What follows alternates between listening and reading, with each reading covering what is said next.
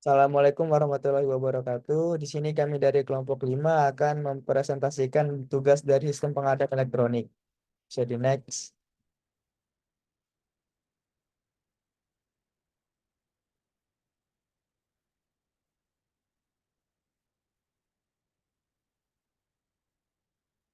Baik, di sini dengan anggotanya itu ada Vina Eliani, kemudian ada saya sendiri Fauzeza Pratama, kemudian ada Anita Junianti, kemudian ada Dia Marta Yutama, kemudian ada Tiovano Aryo Pratomo.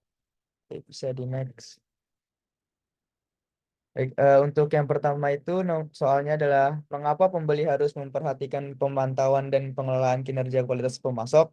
Untuk jawabannya itu adalah pembeli harus memperhatikan pemantauan dan pengelolaan kinerja kualitas pemasok untuk beberapa alasan.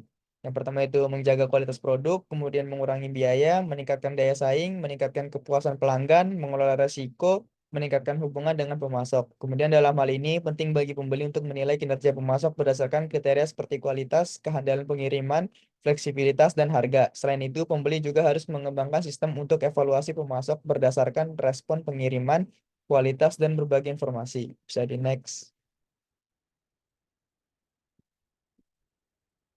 Kemudian untuk nomor 2, diskusikan pernyataan berikut. Manajemen pasokan tidak hanya membeli suku cadang atau jasa dari pemasok, tetapi sering kali juga membeli kemampuan kinerja pemasok saat ini dan masa depan. Nah, untuk jawabannya itu adalah manajemen pasokan tidak hanya membeli suku cadang atau jasa dari pemasok, tetapi sering kali juga membeli kemampuan kinerja pemasok saat ini dan masa depan.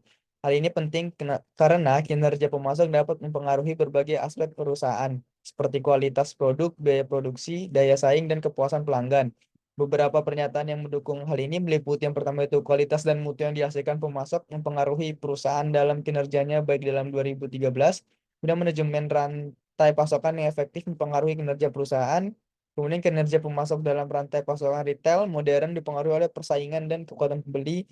Kemudian kriteria seleksi pemasok termasuk kualitas, kehandalan pengiriman, kinerja, dan harga digunakan untuk menilai kepuasan pelanggan berdasarkan harga, kualitas, dan pengiriman. Kemudian kinerja manufaktur dapat dievaluasi oleh biaya, kualitas, persediaan, dan pengiriman. Bisa di next.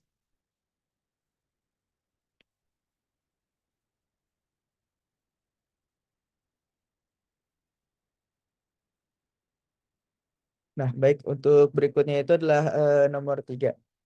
Untuk soalnya itu, apakah semua pemasok mempunyai dampak yang sama terhadap kualitas produk? Diskusikan kondisi di mana satu pemasok eh, mungkin mempunyai dampak yang lebih besar terhadap kualitas produk akhir suatu perusahaan dibandingkan dengan pemasok lain. Nah, untuk jawabannya itu, tidak semua pemasok mempunyai dampak yang sama terhadap kualitas produk. Terdapat kondisi di mana satu pemasok mungkin mempunyai dampak yang lebih besar terhadap kualitas produk akhir suatu perusahaan dibandingkan dengan pemasok lain. Beberapa kondisi yang mempengaruhi hal ini antara lain kualitas bahan baku, ketergantungan produksi, dan yang terakhir konsistensi kualitas. Berikutnya akan dilanjutkan oleh rekan saya.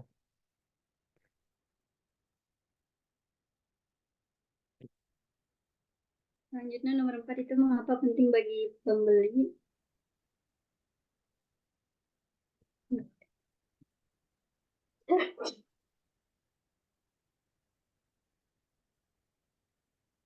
Apa ya tadi?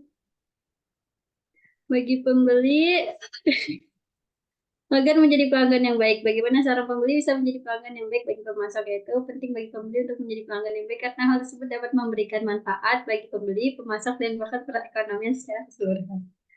Ada beberapa cara yang dapat dilakukan oleh pembeli untuk menjadi pelanggan yang baik, yaitu ada berbelanja secara cerdas, bersikap ramah dan sopan, memberikan umpan balik yang jujur. Terus dengan menjadi pelanggan yang baik dapat memberikan manfaat bagi diri sendiri, pemasok, dan bahkan perekonomian secara keseluruhan. Next. Nomor 5 itu bagaimana upaya keterlibatan desain pemasok awal dapat berkontribusi pada tingkat kualitas produk yang lebih tinggi, yaitu pemasok dapat memberikan masukan tentang bahan dan proses manufaktur yang paling tepat untuk digunakan. Hal ini dapat membantu untuk mengurangi resiko kegagalan produk. Pemasok juga memberikan masukan tentang desain produk yang mudah digunakan dan dirawat. Hal ini dapat meningkatkan kepuasan pelanggan. Next. Nomor 6 itu diskusikan manfaat bagi pemasok setelah mencapai registrasi ISO. Yaitu dapat dikategorikan menjadi dua, yaitu manfaat internal dan manfaat eksternal. Untuk internal itu ada tiga, yaitu peningkatan kualitas produk dan layanan, yaitu pemasok dapat memastikan bahwa produk dan layanan mereka memenuhi persyaratan pelanggan dan standar industri. Yang kedua itu peningkatan efisien dan efektivitas, yaitu pemasok dapat meningkatkan efisien dan efektivitas proses bisnis mereka. Yang ketiga itu ada peningkatan kepuasan karyawan, yaitu menciptakan lingkungan kerja yang lebih positif. Untuk manfaat eksternalnya juga ada tiga, yaitu ada peningkatan kepercayaan pelanggan, yaitu meningkatkan kepercayaan pelanggan dan memenangkan lebih banyak kontrak. Yang kedua ada peningkatan peluang bisnis, yaitu banyaknya pelanggan yang mensyaratkan pemasok mereka untuk memiliki sertifikasi ISO. Yang ketiga itu peningkatan citra perusahaan. Ini dapat membantu pemasok untuk menarik lebih banyak pelanggan dan investor. Next.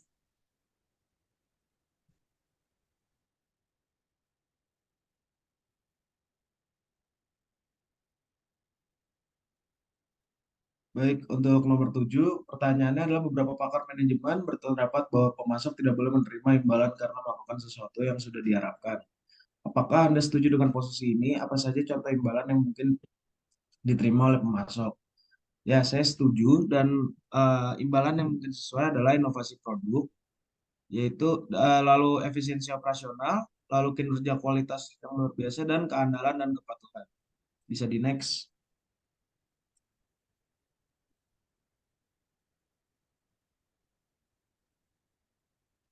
Lalu pertanyaan nomor 8, diskusikan manfaat bagi perusahaan pembeli dalam mensertifikasi pemasoknya. Jelaskan manfaat sertifikasi bagi pemasok-pemasok, bagi pembeli dan pemasok. Oke, yang pertama yaitu untuk meningkatkan kualitas produk. Sehingga sertifikasi pemasok memastikan bahwa perusahaan menghasilkan produk jadi yang memiliki mutu tinggi dan aman, sehingga memenuhi persyaratan kualitas yang diinginkan pembeli. Lalu meningkatkan daya saing, yaitu sertifikasi pemasok dapat membantu perusahaan meningkatkan daya saing dalam pasar. Lalu meningkatkan transparansi. Sertifikasi pemasok menyediakan informasi tentang proses produksi dan pengawasan yang lebih transparan, sehingga membangun kredibilitas dan kepercayaan pembeli. Lalu meningkatkan efisiensi. Sertifikat pemasok dapat membantu mengoptimalkan proses pembelian dan pengiriman, sehingga meningkatkan efisiensi. Next.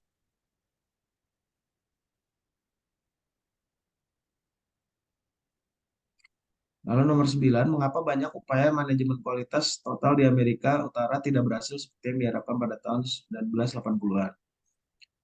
Mengapa hal itu bisa terjadi? Karena adanya kesepakatan luas mengenai TQM, tidak adanya kesepakatan luas mengenai apa itu TQM dan tindakan apa yang diperlukan organisasi yang menyebabkan kekhawatiran dalam penerapan TQM. Lalu fokus pada inspeksi daripada perbaikan kualitas. Dalam beberapa organisasi, fokus utama masih pada inspeksi produk yang sudah ada daripada memperbaiki kualitas sebelum produk masuk. Lalu keterbatasan sumber daya.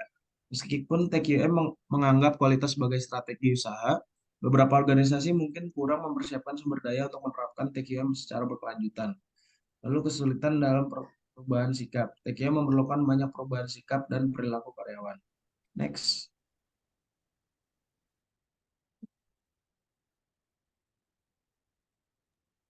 Nomor 10 yaitu apa perbedaan antara pendekatan kualitas TQM dengan Six Sigma. Yang pertama yaitu menurut aspek, di sini ada 4 aspek yaitu fokus, pendekatan, data, dan implementasi.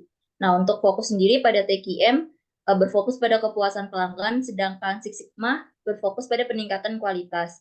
Kemudian yang kedua yaitu ada pendekatan pada TQM berfokus pada luas dan komprehensif, dan Six Sigma berfokus pada terfokus dan sistematis. Yang keempat ada data.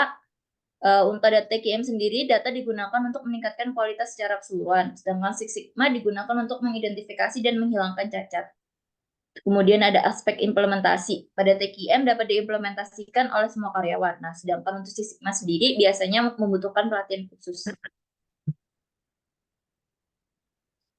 Prinsip TQM nomor 11 yaitu prinsip TQM apa yang dipenuhi oleh proses evaluasi dan seleksi pemasok yang dikembangkan dengan baik. Yang pertama yaitu ada fokus pelanggan. Nah, di sini pada fokus pelanggan, evaluasi dan pemilihan pemasok harus didasarkan pada kebutuhan pelanggan. Nah, yang kedua yaitu pendekatan yang sistematis.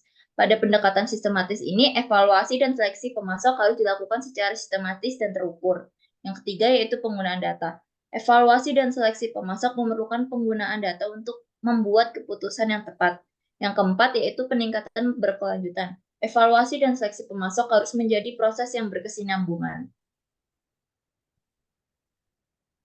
Nah, kemudian ada prinsip manajemen kualitas total, apa yang dipenuhi oleh sistem pengukuran. Di sini ada 14 poin Deming yang menawarkan kerangka kerja untuk mengelola kualitas pemasok dengan menekankan pentingnya. Yang pertama yaitu tujuan perbaikan konstan.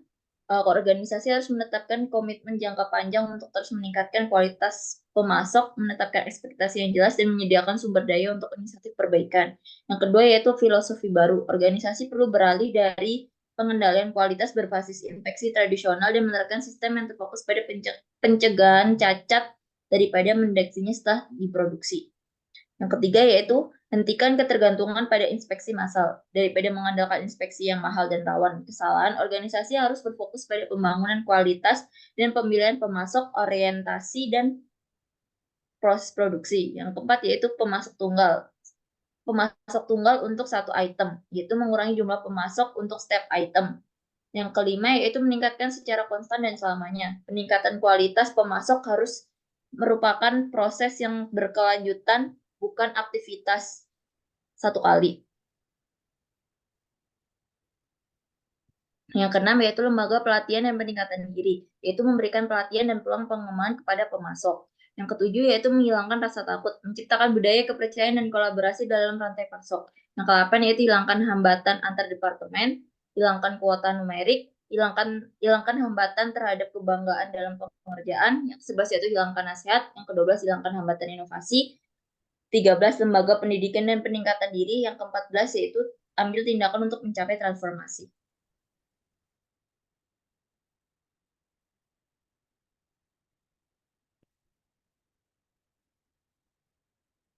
Baik, untuk berikutnya itu nomor 13, diskusikan peran 14 poin Deming dalam mengelola kualitas pemasok. Dalam konteks mengelola kualitas pemasok, peran 14 poin Deming berguna untuk memastikan bahwa perusahaan menghasilkan produk dengan kualitas tinggi dan mengurangi biaya produksi, yang mencakup kualitas bahan baku yang stabil dan konsisten. Dengan menerapkan prinsip-prinsip ini, perusahaan dapat membangun hubungan yang lebih baik dengan pemasok, meningkatkan kualitas produk, dan mencapai keberlanjutan dalam rantai pasokannya. Next.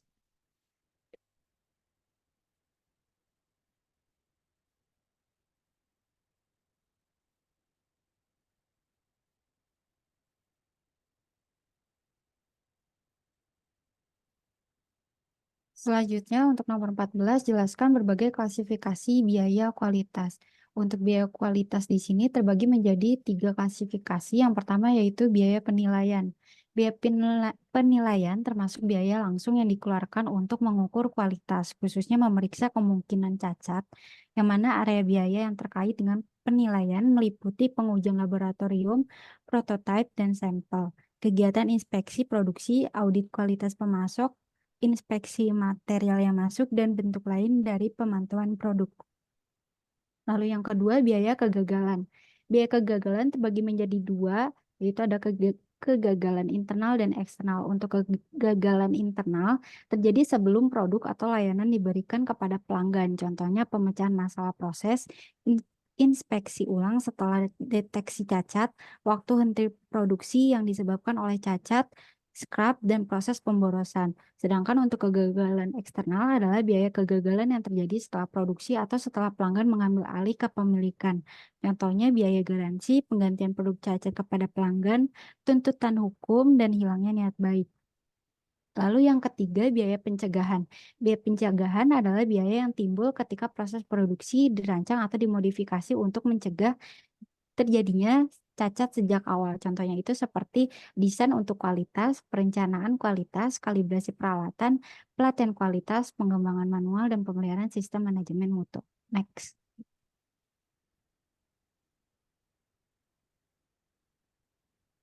Yang ke-15, bagaimana pembeli dapat memanfaatkan ISO untuk meningkatkan kinerja lingkungan pemasok. Berdasarkan ISO 14001, 14001 2004, IMS organisasi harus menyertakan pedoman tentang cara mengevaluasi dampak lingkungan, meningkatkan kinerja lingkungan, dan menerapkan pendekatan sistematis untuk mengatasi masalah lingkungan. Pendekatan sistematis untuk mengatasi masalah lingkungan termasuk pemantauan dan pengukuran. Hasil utama lain dari mengejar dan mencapai sertifikasi ISO ini adalah bagaimana meningkatkan profitabilitas melalui peningkatan manajemen sumber daya dan mengurangi timbulan limbah. Next. Yang ke-16, bagaimana pembeli dapat menggunakan kriteria NBNQA sebagai dasar untuk meningkatkan kualitas pemasok. NBNQA dapat digunakan oleh pembeli sebagai dasar untuk meningkatkan kualitas pemasok dengan menetapkan ekspektasi dan standar yang harus dipenuhi oleh pemasok. Peningkatan berkelanjutan adalah prinsip paling dasar dan penting dari kriteria NBNQA di setiap kategori utama, yang mana perusahaan harus menunjukkan bagaimana mereka berencana untuk meningkatkan kekurangan di bidang tersebut. Lalu untuk kriteria NBQA ini berorientasi pada proses and result oriented, addressing operation, proses, strategi, dan requirement. Kriteria ini dapat digunakan untuk mengevaluasi pemasok saat ini dan pemasok potensial, serta mengidentifikasi area yang perlu ditingkatkan. Dengan menggunakan kriteria sebagai kerangka kerja, pembeli dapat membangun budaya peningkatan berkelanjutan dan kolaborasi dengan pemasok untuk memastikan kualitas dan kepuasan pelanggan. Contohnya yaitu seperti Motorola dan lain sebagainya. Semuanya menggunakan versi modifikasi NBNQA. Baik, cukup sekian dari presentasi kelompok kami.